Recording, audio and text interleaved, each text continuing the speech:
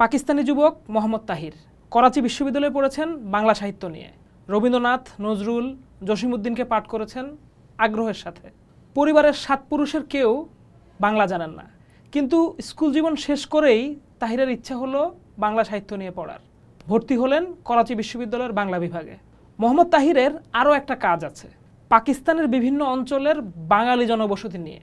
পাকিস্তানে প্রায় 200টির বেশি বাঙালি জনবসতি আছে, এর মধ্যে 132টি করাচিতে।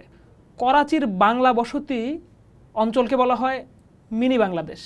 এই বাঙালিদের নিয়ে আবার আমার অনেক আগ্রহ। আমার সাথে তার পরিচয় হয় পাকিস্তানের বাঙালিদের নিয়ে তার বানানো কন্টেন্ট দেখে। দেখলাম পাকিস্তানের এক বাঙালি ইমাম জাতীয় সঙ্গীত গাইছেন আবেগের সাথে। আমাদের দেশে যখন জাতীয় সঙ্গীত নিয়ে এত বিতর্ক, সেখানে পাকিস্তানে এক বাঙালির কণ্ঠে জড়িত কান্না ভেজা গলায় জাতীয় সঙ্গীত শুনে অনেকেই আপ্লুত হয়ে পড়েন। এছাড়াও পাকিস্তানে বাংলাদেশের বিভিন্ন অঞ্চলে মানুষদের নিয়ে অনেক টুকরো টুকরো ভিডিও দেখতে পেলাম তার ফেসবুক প্রোফাইলে। আজকে পোস্টে আমাদের সাথে আছেন মোহাম্মদ তাহির। তাহির ভাই, আপনাকে শুভেচ্ছা জানাই। জি, ধন্যবাদ আপনাকে। কেমন আছেন? আলহামদুলিল্লাহ, ভালো আছি। আপনি কেমন আছেন? খুবই ভালো আছি ভাই। আমরা খুবই ইনফর্মাল ভঙ্গিতে আলাপটা করতে চাই, একদম ক্যাজুয়াল আড্ডার মতো, এবং আপনি যে চমৎকারভাবে বাংলা বলেন সেটা তো আসলে বলার অপেক্ষা রাখে না। আমরা আসলে ভাই শুরু করব আপনাকে নিয়ে, যে আপনার ছোটবেলা, আপনার বেড়ে ওঠা, এবং সেখান থেকে করাচি বিশ্ববিদ্যালয়, তারপর সেখান থেকে বাংলাদেশ, এই পুরো জার্নিটা একটু শুনতে চাই। শুরু থেকে, শৈশব থেকে আমরা শুনতাম আমাদের পাঠ্য বইতে পাকিস্তানের এক সময় 2টি অংশ ছিল, পূর্ব পাকিস্তান আর পশ্চিম পাকিস্তান। তারপর পাকিস্তানি হিস্ট্রিতে পূর্ব পাকিস্তানি খুবই সংক্ষিপ্ত চ্যাপ্টার ছিল। তো এটা যেহেতু সবাইকে নিজের দেশের সাথে মানে মন থেকে প্রেম তৈরি হয়ে যায়, তো পূর্ব পাকিস্তান তো আমারই দেশ ছিল। তো ওই দেশের লোক কেমন ছিল, ওই দেশের পরিবেশ কেমন ছিল, কেন আমাদের থেকে আলাদা হয়েছেন, কেন তারা আমাদের ভুল ত্রুটির কারণে তারা আমাদের থেকে বিচ্ছিন্ন হয়ে গেলেন, এই আগ্রহটা নিয়ে আমি ভাবলাম যে বাংলা ভাষা অবশ্যই শেখা জরুরি। এটা যদি আমরা আমাদের ভাইদের সাথে কথা বলতে চাই, তাদের আবেগ বুঝতে চাই, তাহলে তাদের সাথে তাদের ভাষায় কথা বলতে হবে।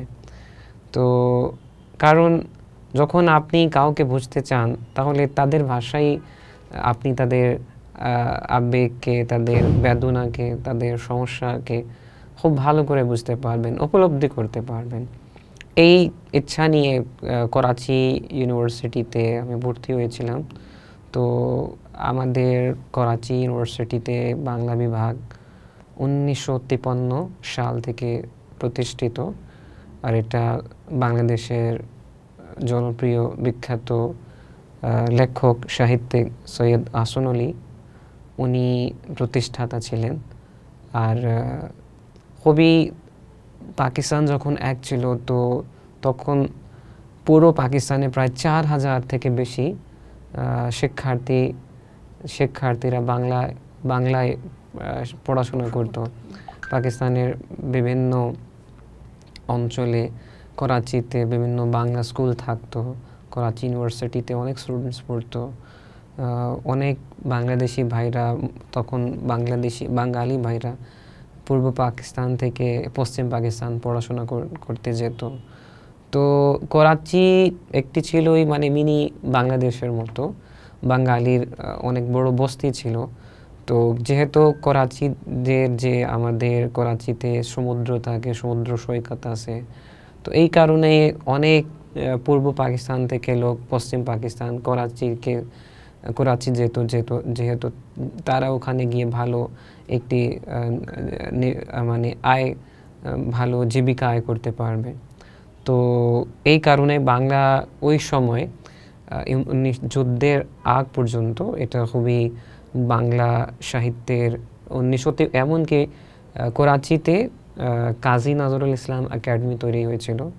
তো ওখানে এখনও আছে আমাদের করাচিতে প্রায়, সেখানে 4000 বাংলা বই আছে, পুরাতন বই আছে, বঙ্কিমচন্দ্র, তারপর রবীন্দ্রনাথ ঠাকুর, তারপর কাজী নজরুল ইসলাম, পল্লী কবি জসিমউদ্দিন, আরও অনেক বাংলাদেশের যারা সাহিত্যিকগণ, তখনকার পাকিস্তানের যে জাতির পিতা, এখনও পাকিস্তানের জাতির পিতা মোহাম্মদ আলী জিন্নাহ, ওনার বিষয়ে একটি খুব বড় বই বাংলাতে লেখা আছে, এখনও আছে সেখানে।